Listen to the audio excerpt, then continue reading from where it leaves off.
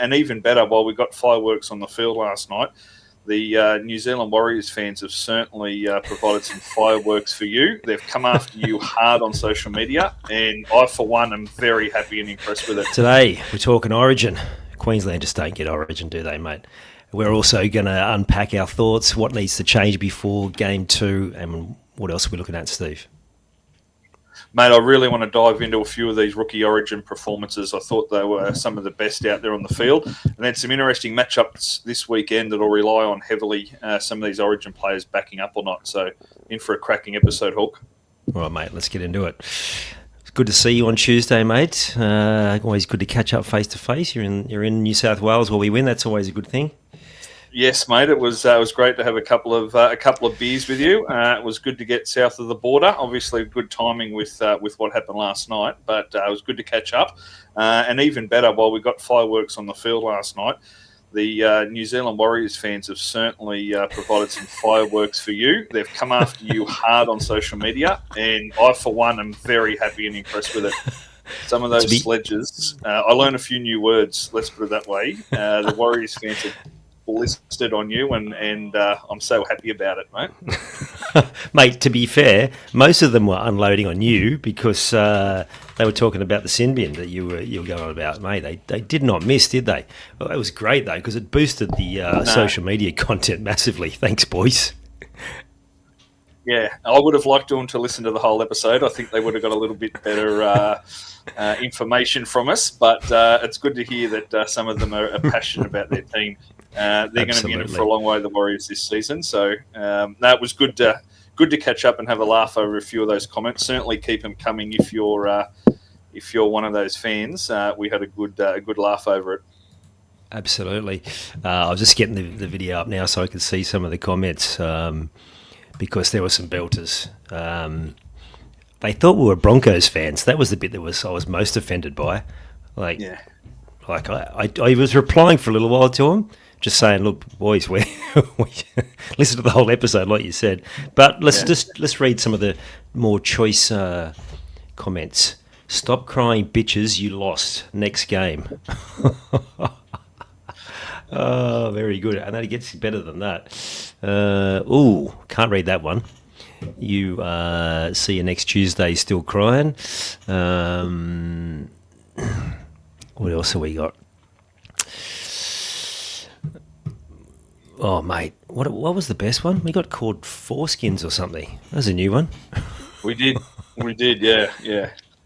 No, certainly very passionate Warriors fans. So I think we'll leave it on social media, but I'm quite happy that they're engaging, mate, and they're protecting their team. So we'll see how we go this week. See if we get as controversial comments through this week. We'll see what happens.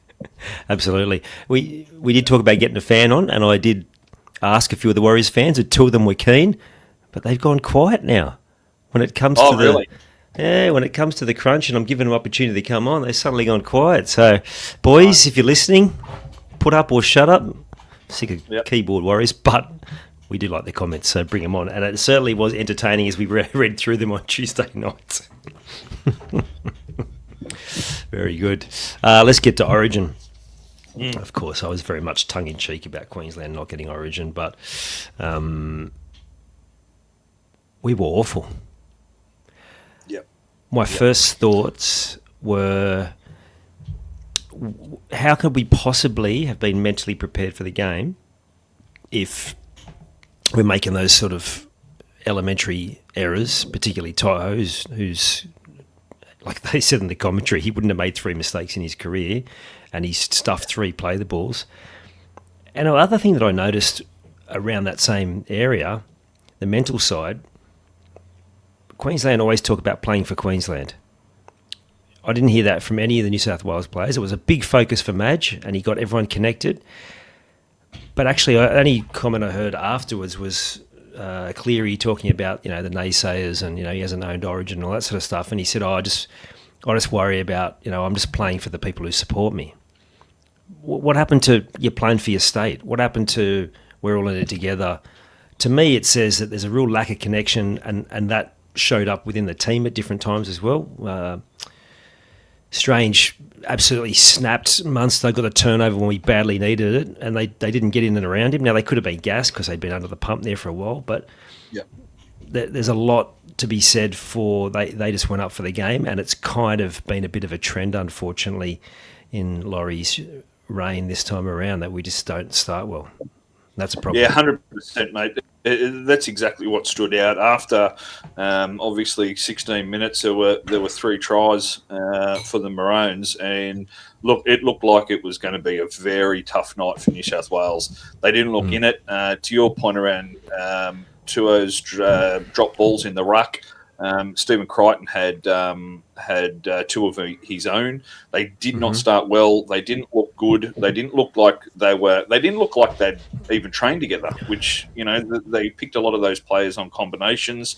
They didn't look good at all. They were slow through the middle. The big change for me come when Murray and Radley come onto the field. You could really see a change. I thought they were 2 of our better players.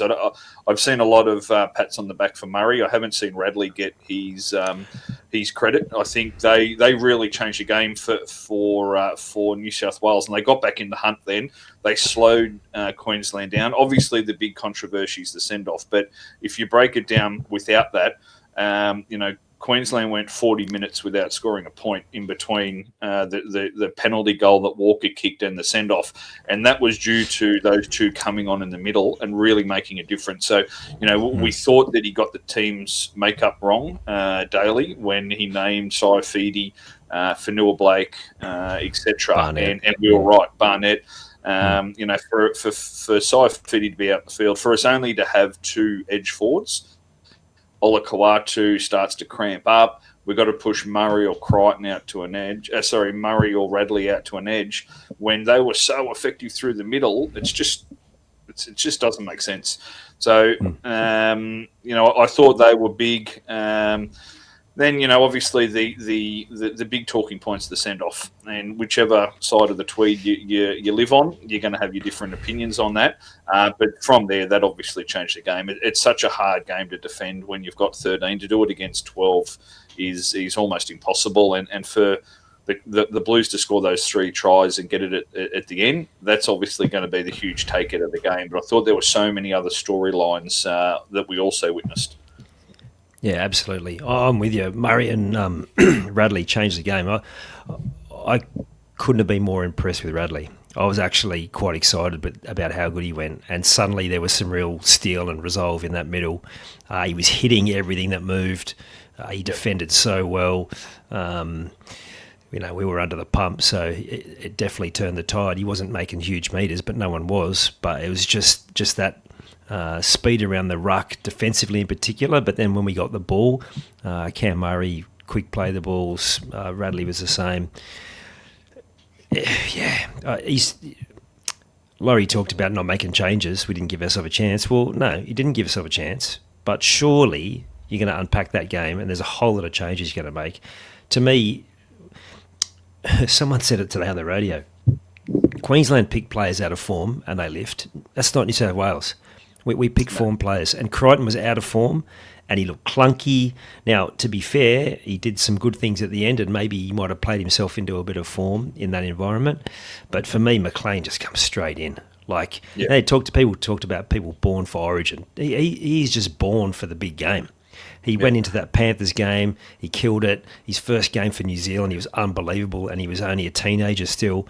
And last night, his first touch set up a try because he took that ball, he made meters, and then we go down the other end and score. But everything he touched was of the highest quality. Probably the only thing he got wrong was when he passed it, when he should have just pinned the ears back and scored late in the game. Yeah, agree, mate. For mine, I was against Crichton getting picked in the first place, and I think you talk about those couple of line breaks late in the game. Obviously, the Ethan Strange try come from one of his line breaks, but that was when Queensland were out on their feet. Up until then, he made 2 really crucial errors in the play of the ball, and he just didn't look like we've seen him over the last few years. So he isn't in form, and I think a couple of those line breaks late in the game sort of hid that. Look, for mine, you're right. I don't think he'll change McLean. I think he's certainly got to do something to the big man. Payne Haas will be back for Origin 2 with the assumption he gets through the next couple of games for the Broncos. So, Saifidi will certainly come out of the team. And then whether he takes one of the other big men, a Fanua Blake, potentially out and replaces them with someone that can play on an edge, that'll be interesting to see. But knowing Daly and what he's done in years gone by, he's just going to keep rolling out with the same, with the exception of Haas. I think the big one for me will be Ethan Strange. He's already mentioning Mitchell Moses in the press conference about being in part of the squad. Obviously, Burton will drop out. But for mine, this allowed Cleary to perform the way he did because he had that running 5'8" that we've been asking for the past 5 or 6 years for New South Wales. So, he was really impressive, Ethan Strange. I was a bit surprised he wasn't man of the match. He certainly was for mine. If he goes and tinkers too hard and starts going back to the Moses and keeps some of those middle forwards, I think Queensland are still in this series, especially when you consider we've got one down south and then one up in Queensland, that if he doesn't make the right changes, Queensland is still in this with a big shout. Oh, of course. They always are. They will be until it's a done deal. So 2 things there. You mentioned edge forwards. Liam Martin will be fit, apparently. But he plays on the right. I wouldn't be moving Olakau'atu out of there, so maybe Martin comes on the bench because he can probably play middle at a pinch as well. The other thing, you mentioned things getting glossed over. To me, Tedesco was poor. He took some bombs under pressure. That was good, but there were a few mistakes there as well. But he just seemed to stunt a lot of our attack when we're getting something going. He'd either get in the road or he'd a poor pass or in the run of play, you kind of get the feel of how the game is by what you're complaining about. And I just remember complaining about him forever. And that four-man overlap, I just knew the moment that he tried to pass it where it was going to head, because that's just typical of New South Wales to bomb the certain try. But again, it's like it was almost like he was trying too hard to prove that he should have been there. And whereas instinctive Tedesco would have run and either thrown the dummy and just gone himself, or he would have drawn the one defender and then he would have either kicked him behind or made the pass. But it was almost like it was panic. Panic. Yeah. So well, we mentioned it to each other over a beer on Tuesday, mate. When we heard that Mitch Moses was out, my exact words to you were, if Tedesco and Yo don't get in the way, this is Cleary's opportunity. And I thought Yo didn't. I thought he went forward and he, took the hit up more so than ball played. I thought early doors, Cleary was 1-2 off the ruck. So, there was a lot of times where Murray or Yo was passing. It was a quick pass. They weren't taking steps, but I didn't like the look of that at all. Queensland, it's Origin. They're fast in defence. Both teams are always offside. That's just the game. So, that second half, they stopped that, and Cleary was closer to the ruck, which I really liked. But Teddy, unfortunately, just got in the way a little bit. And a lot of times he got in the way and then realised he was in the wrong spot, so tried to pass it off, and it just wasn't fluent. So, look, he scored that try. There is no doubt he's going to be in Origin 2. But I think if he doesn't score that try and Queensland hold on, I think there could have been certainly question marks from the press. But, look, for mine, Haas has got to come in. Liam Martin, he's an experienced campaigner enough to be able to play on either side. So I think definitely both of those players have got to come into the side. And then he's already tipped his hat that Moses will be back in. But I really, really like what Strange did at 6. He was super impressive. I really liked the Manly winger before he got hit. Kola, before he got hit by Ponga. His work rate out the back end was really impressive. He, to me, Cobbo was good on the other side, but he was probably one of the best wingers with what he did. Just out of his own end, Kola really worked hard. And then, on that break where he did get hit, he was starting to, you could see his confidence building. He was starting to take a few more runs and getting out wide. So, yeah, the rookies for mine, and, you talk about the other side of the fence. I thought Walker's first half was absolute class. He didn't have those opportunities in the second half. New South Wales were obviously on the front foot and they lost a man, but Walker's first half was super impressive. So I thought the rookies really stood up, and you can see a number of them are going to be long-term State of Origin players, mate. Yeah, talk about born for Origin. Like, Walker was just all-class decision-making, calm.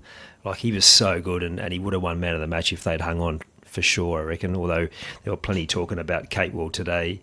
He got a bit of a bath at the end when they were playing one man down, and he had to defend at centre against Katoni Staggs. So that might have counted against him. But, yeah, Walker was fantastic. I mentioned here how calm he was. One thing I noticed when we went the extra man up and the game's there to be won, Nathan was calm. Yep. And he just made a few little things, like he was, he started to play it out wide. We just went straight down the middle. Actually, the back end of the second half, when we come back into the game, when we got a bit of a roll on, instead of trying to then play it wide, he just kept bringing them back to the middle and tiring out those middle forwards. So some of the damage was done then as well. And I don't want to sound like Phil Gould saying I told you so, but I did say to the missus, like with about 20 to go, I got the feeling that Nathan's going to bring us home here, because he just looked right on. And then, he goes and does the 40-20 what we've all been waiting for him to do. We just need him to do it for a whole series, and for probably not 80 minutes, because if you look at the big moments, not every man of the match performance has been an 80-minute performance. Like the amount of times that Wally Lewis would just take this game by the scruff of the neck when it needed to be won, and he'd win man of the match, not because he dominated the whole game, but because the moment was there and he took it. So, plenty of upside for New South Wales, given how bad they were. I'm just concerned that, we're just not, particularly first half, we're just not looking like we're in the right headspace to get the job done. No, we weren't, mate. We certainly got to start better, and I think Payne Hassel will certainly help that, being out there in the middle. But obviously the errors come from the back five between Tuo and Crichton. I think there were 5 errors. But the good news for New South Wales, and we've probably spoken about New South Wales too much and not enough for Queensland, but the good news with New South Wales is, whether there was a man down or not, they created 3 other opportunities. So obviously that Teddy pass to Ola Kawatu should have been a try. I thought the Murray try, no try, when he pushed Catewell, I thought that was a try. It certainly could have gone either way. And then the Ethan Strange try where Hamali's gone straight at Grant. Hamali gets that line a bit better and hits Grant's inside shoulder, and that's a try. So while none of them, were fair enough, I'm happy that none of them were. The referee went the right way. They're just opportunities that were very close as well. So while, they didn't start real well, there were green shoots for New South Wales, but I still have my concerns about Daly with what team he'll pick going into Origin 2. And then to your point, is he going to have them in the right frame of mind from opening kickoff to be able to make sure that there's no more errors? They can't give Queensland that much ball, because Walker and Munster at the moment are going to put points on. Yeah.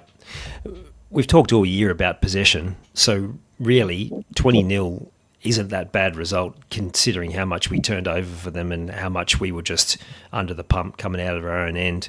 They were having an attacking kick. I actually remember at one point Sam Walker kicked long, and thinking that's probably the first time. It was about half an hour in, and I probably missed one, but I was thinking at the time that's probably the first kick he's had to do out of the backfield, because of the rest of them he was putting up bombs from about 40 metres out and they were contesting.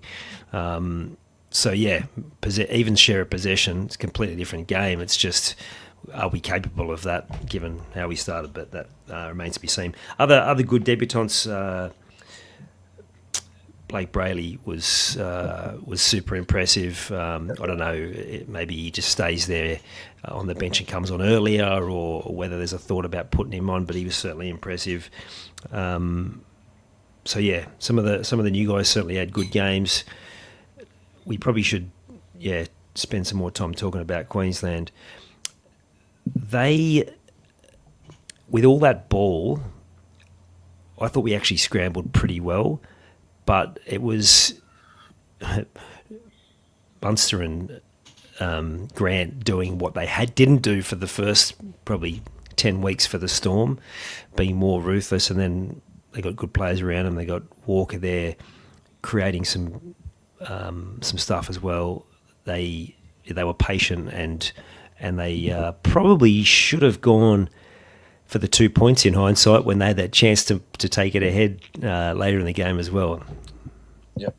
Yeah, definitely, mate. I think Grant was Queensland's best, and I know that's a big statement, but 80 minutes in the middle, to your point, New South Wales' game plan was to go straight down central, and Harry Grant got through a lot of work in defence, and then when the time needed in attack, he was really sharp. So, he's been one of the best players in the NRL. We've spoken about it week in, week out, in a pretty hard beaten Storm outfit, and he carried that form into Queensland. I thought he was really good.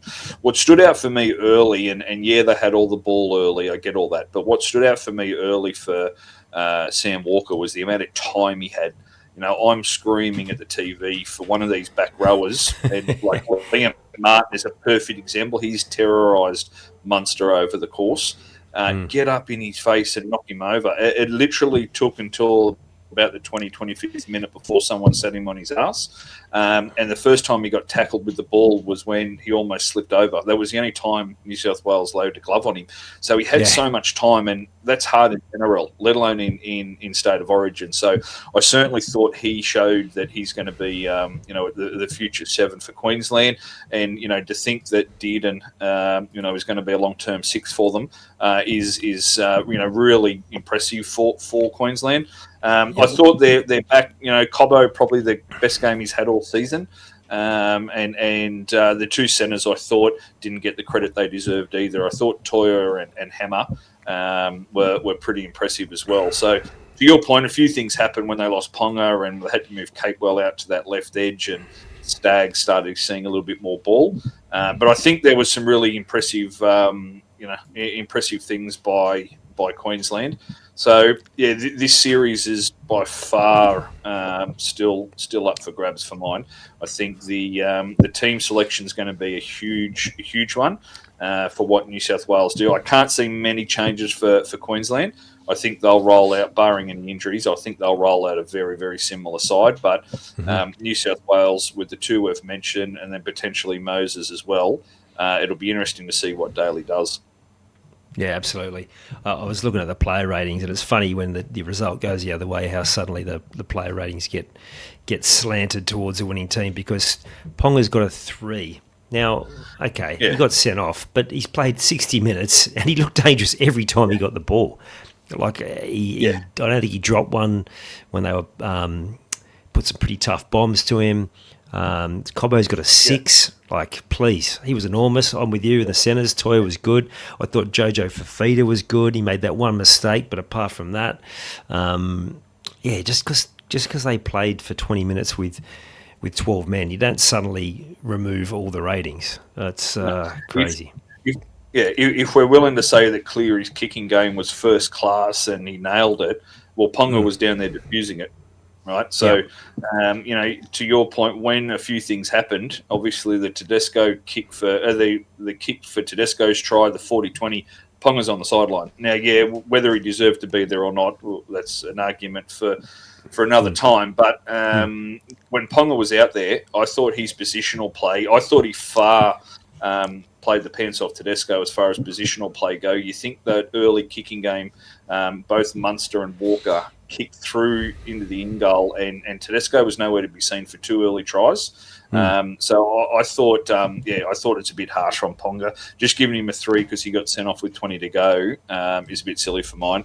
But yeah, look, all in all, I think there's a lot for both teams to take out of it. I think if Ponga doesn't get sent off, I think Queensland win. I think that's pretty obvious. I think if he gets sent to the bin for 10, I think it's probably hit or miss. But I think both teams will walk away with that, knowing that they can still win the series from the position they're in. Obviously, you'd rather be one up. It goes without saying. But I think Slater will still think that he's got enough in the tank here to run over the top of them in a decider up at Suncorp Stadium.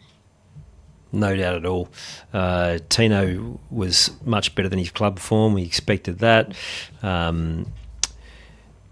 Who else did we have? Paddy Carrigan was enormous when he came off the bench as well. The only guys that's probably battled a bit were the guys that had to come in at the end and just defend for their life. Trent Liero, Nickera probably was the same. He was probably doing a lot of defending. He didn't actually get on when they were attacking. So,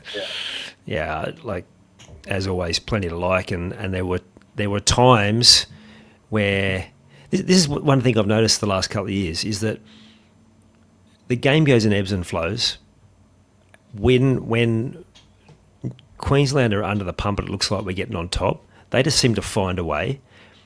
Whereas when Queensland are getting on top and we're slipping away, we don't seem to be able to hang on as long. We probably didn't do a terrible job last night, but the back end of the half, I thought we were getting on top. And then when we scored, I thought we probably should have scored again a couple of times there, but we didn't remain calm. There was a couple of wrong options, and that might have been one of Crichton's mistakes, was it? When we had good ball for the first time in a while, and mate, it's so frustrating.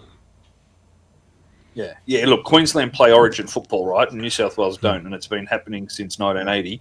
Only glimpses, depending on a team or a coach of New South Wales gotten it. As much as I bleed blue, at the end of the day, you've got to take your hats off to the way Queensland play every single Origin game. It's just based on effort. Don't make a mistake. Keep working hard for your mate, and you're going to get there in the end. And once again, 20 minutes with only 12 players, they almost made it, right? He scored with a minute to go, and if Hammer takes that out of Tedesco's hands, Queensland win the game, and everyone goes, Queensland's done it again. So it was a huge effort. To your point around Carrigan coming on, having a big game, that may be the one change Slater makes. He's going to have to come up with a strategy that when Radley and Murray do come onto the field, that he matches that intensity, because, I can't see him, while I would love to see it, I can't see him daily starting with either of them two. So I think that'll happen again. So I think Slater may make some changes and potentially, where the Plath comes on at the same time and he starts with Liero or Carrigan. But he will have to come up with some sort of idea, because if New South Wales are even pegging when those two come on in game 2, then that could be trouble for Queensland. But look, all in all, plenty of talking points and another great game of Origin footy. Absolutely. I think I'm just thinking about in terms of New South Wales pack, I think it's about size, it's about mobility. And those guys that came on were so mobile. Haas is going to come back, he's mobile. And we didn't look like that. And the way the game's being played now, it again, probably won't happen, but it would make more sense if Yo goes in and plays in the middle like he was as more of a front rower role, and Murray plays that distribution role because of the speed and just how he's able to get over the ad line and actually get the set of 6 rolling forward. So it will be really interesting to see with an even share of possession, but ultimately, will that happen? I don't know. Well, can't wait for another couple of weeks and we'll get to see game 2, mate. Yeah, absolutely. Although I just still don't know why we play at MCG. I mean, I know why, because of the cash, but just got all these great footy stadiums, and it doesn't make sense for me. All right. Anything from the commentary in and around the game that you enjoyed or were frustrated by? Oh, look, I really liked, obviously the big talking points, the send-off. I just love how passionate they all are, no matter what side, whether you agree. Personally, I think it should have been 10 in the bin. I don't think it should have been a send-off, as much as I bleed blue and I'm very biased. I think it should have been 10 in the bin.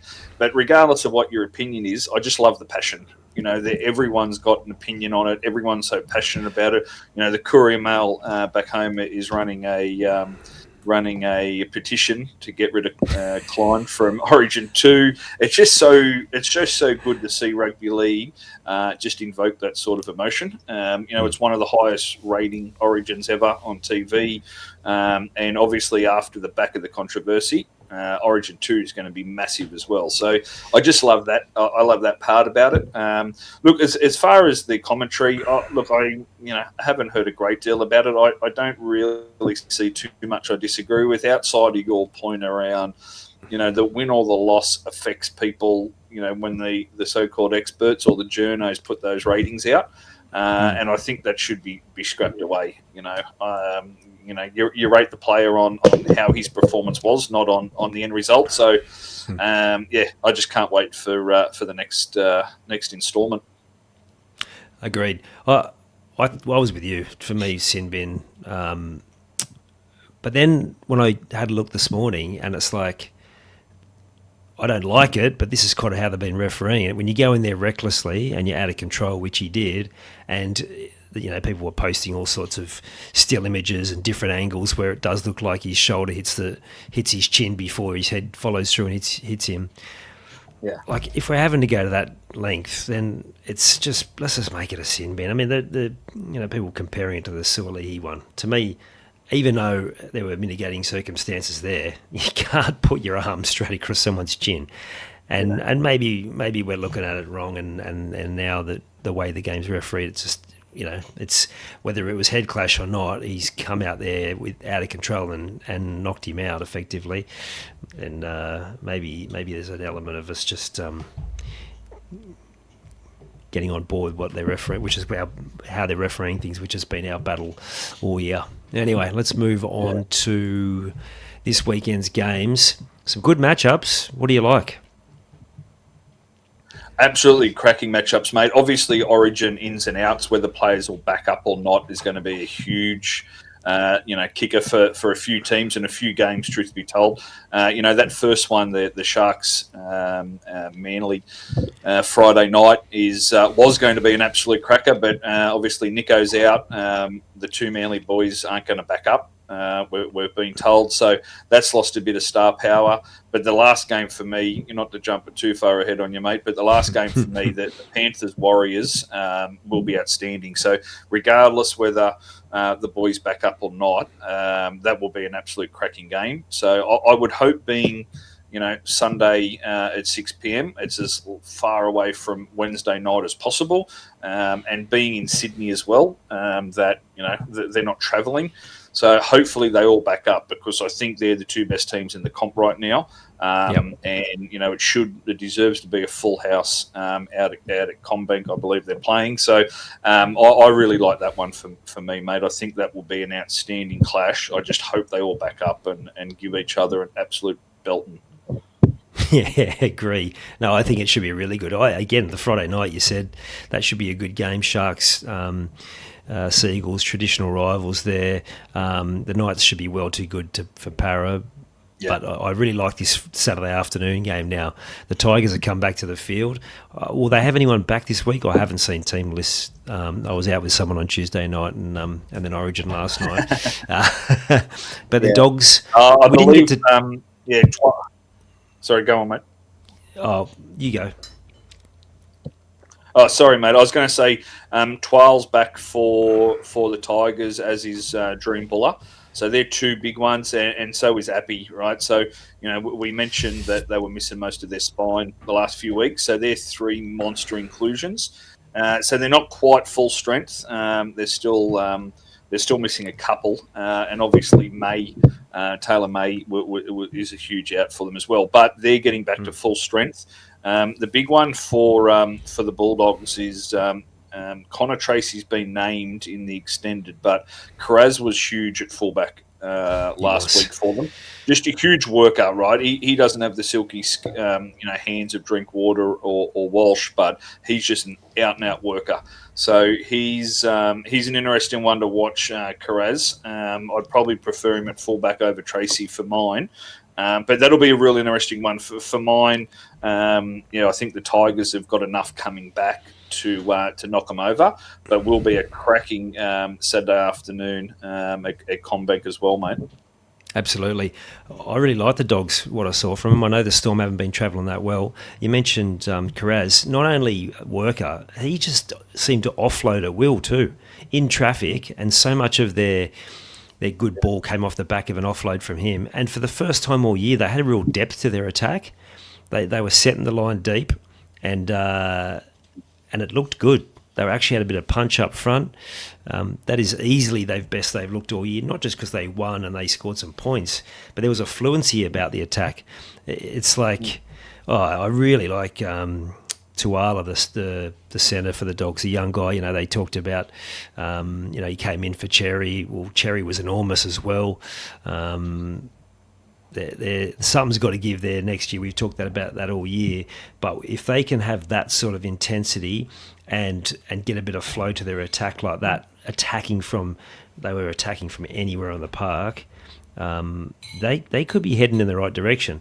I don't think they're going to necessarily be threatening the premiership in any way, but I just think they might have hit a bit of a sweet spot here. And the Tigers, even though they've got a few back, haven't been travelling well. Yeah, I think it's going to be one to get yourself in front of the TV for.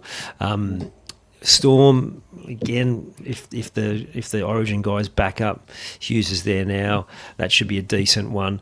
But the one I'm really interested in seeing is how the Dragons respond, because I talked last week about thinking they might be a chance for an upset.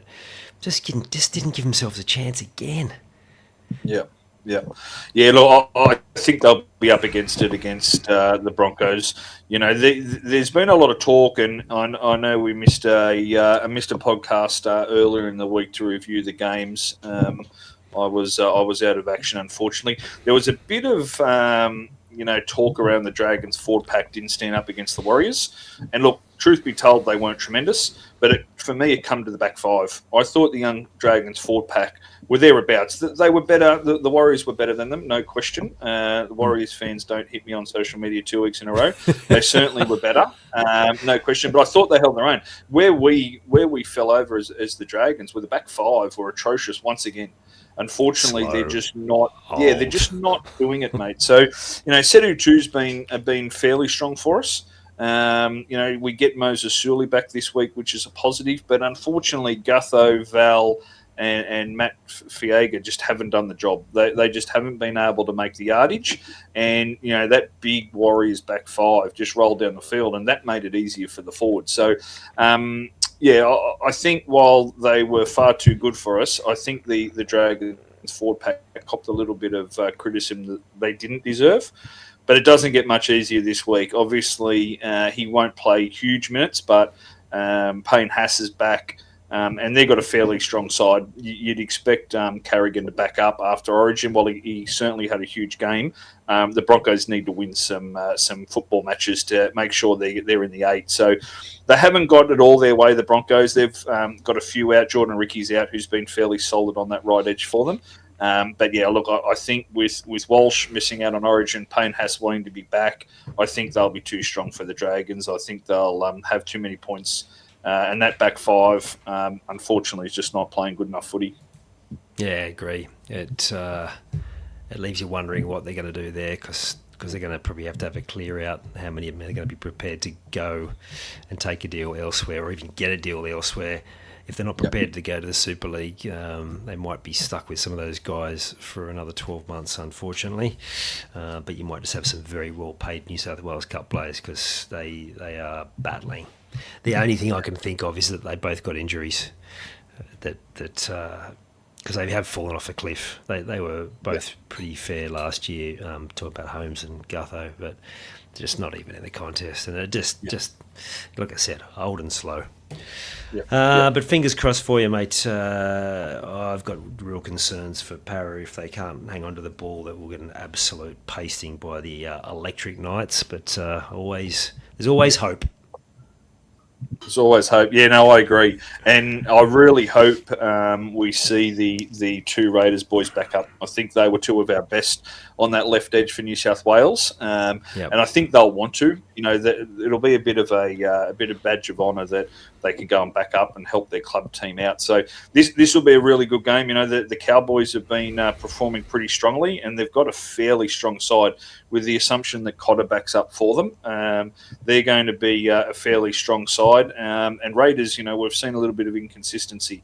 They've had some good patches of games and good performances here or there. So this is another interesting one, and this is one of those ones that if Canberra is another team, and I know we'll talk about it probably as soon as Origin series is over, but if Canberra don't get some wins soon, they're going to find themselves the same as the Storm and the Broncos, where it's just going to be too much to make up after Origin. So I'm looking forward to this. I've probably got Canberra with the assumption the two Origin boys back up. Probably got Canberra ahead of them, but I won't be surprised if Todd Payton gets the Cowboys up and over the line for another win, mate. Yeah, they're playing good footy. I like them a lot. I'd like to see them go on a bit of a run, the Cows, because they're good to watch. Oh man, what were you talking about just before then? I had some point that I was going to mention, but now it might be gone. Whatever. Anything else, mate, before we wrap it up? No, mate, just hopefully they all back up, obviously for club supporters as well as just for the good of the game. That last week's NRL was not high quality. We spoke about having the top 40-odd players out, and we saw it that last week of NRL. So hopefully most of the guys back up, and as you said, there's some cracking games of football, so hopefully we get plenty of people watching, and hopefully we get a few nicer comments on social media this week.